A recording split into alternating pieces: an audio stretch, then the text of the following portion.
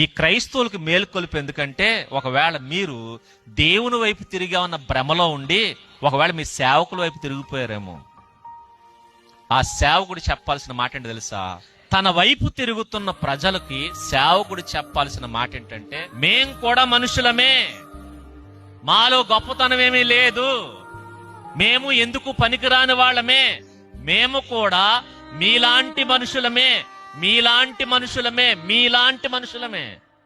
మీకు ఎలాంటి బలహీనతలు ఉన్నాయో అలాంటి బలహీనతలే మాకు ఉన్నాయి, మేము కూడా మీలాంటోళ్ళమే, మమ్మల్ని దేవుని స్థానంలో పెట్టకండి అని బల్ల గుద్ది మరీ చెప్పాలి. ఇక్కడ అదే పౌలు గారు మాట్లాడుతున్నాడు, మేము కూడా మీలాంటి స్వభావం కలిగిన నరులమే అన్నాడు. చూడండి, మనుషులమే అని మాట్లాడుతూ ఆయన అన్నాడు, మీరు ఈ వ్యర్థమైన వాటిని విడిచిపెట్టండి. ఇవన్నీ వ్యర్థమైనవి.